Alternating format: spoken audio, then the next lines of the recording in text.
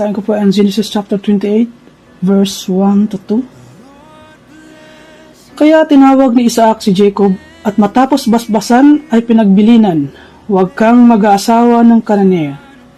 Pumunta ka sa Mesopotamia sa bayan ng iyong lolo Betuel. Doon ka pumili ng mapapangasawa sa mga pinsan mo, sa mga anak ng iyong tiyo Laban. Magandang gabi sa ating lahat. Ang aking babasahin ay mula sa libro ni Genesis chapter 28 verses 3 to 4. Sa iyong pag-aasawa, pagpalain ka ng makapangyarihang Diyos at naway magkaroon ka ng maraming anak upang ikaw ay maging ama ng maraming bansa. Pagpalain ka nawa niya, gayon din ang iyong lahi, tulad ng ginawa niya kay Abraham. Mapasayo nawa ang lupaing ito na iyong tinitirhan, ang lupang ipinangako ng Diyos kay Abraham. Ang mabuting salita ng Diyos. Amen. Genesis 28, 5 hanggang 6. Pinapunta nga ni Isaac si Jacob sa Mesopotamia. Sa kanyang tiyo, Laban na anak ni Betuel na taga-Aram. Si Laban ay kapatid ni Rebecca na ina ni na Jacob at Esau. Nalaman ni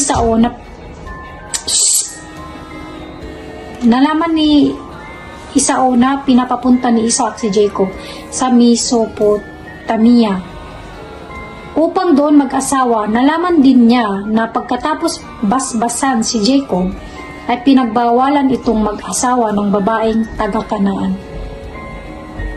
So, yun lang po. Amen po. Genesis chapter 28 verse 7 to 9. Nalaman din niyang sinunod ni Jacob ang kanyang ama't ina at nagpunta nga sa Mesopotamia. Nang mabatid ni Esau na ayaw ng kanyang ama sa babaeng Kananea, nagpunta siya sa kanyang tiyo Ismael na anak din ng kanyang lolo Abraham. Nag-asawa siya ng isa pa, ang pinsan niyang si Mahalat na kapatid ni Nebayot at anak ni Ismael. Amen. Ayan, nandito po ulit tayo sa ating Bible reading devotion, mga kapatid. May the Lord reach us sa ating pagbabasa. Maraming salamat po. Basa natin ngayon ang Genesis chapter 28 verse 10 to 14. Sabi dito, Jacob dreamed at Bethel. Jacob left Beersheba and set out for Haran.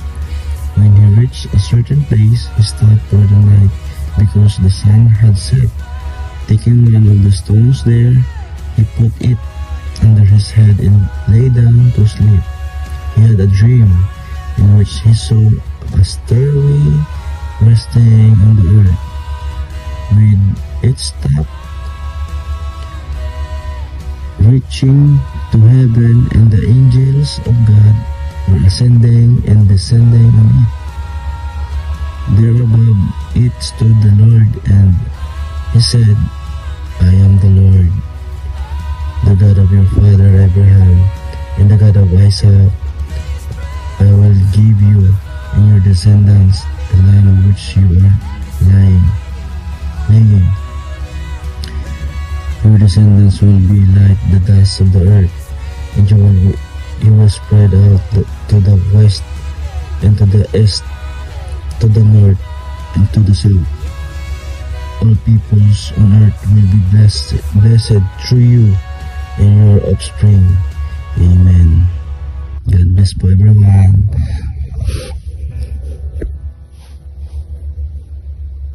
Book of Genesis chapter 28 verse 15 to 16. Alalahanin mo palagi na kasama mo ako at ingatan kita kahit saan ka pumunta.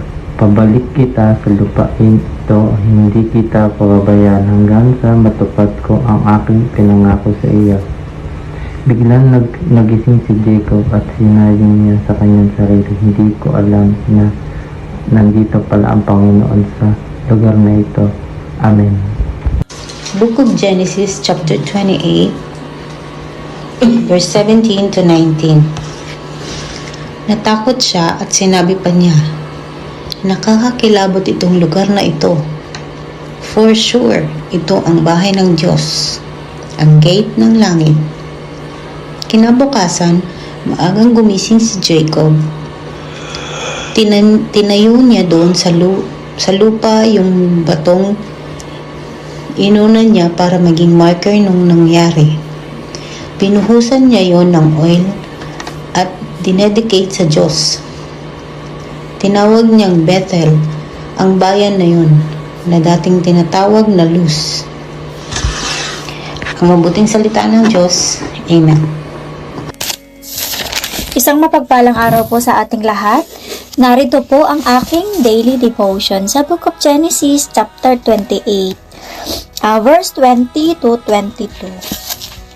Sumumpa agad si Jacob na nagsabi, "Panginoon, kung sasamahan po ninyo ako at bibigyan po ng pagkain at damit, at kung makakabalik po akong muli sa bahay ng aking ama na walang masamang nangyari sa akin, kikilalanin ko po kayong aking Diyos.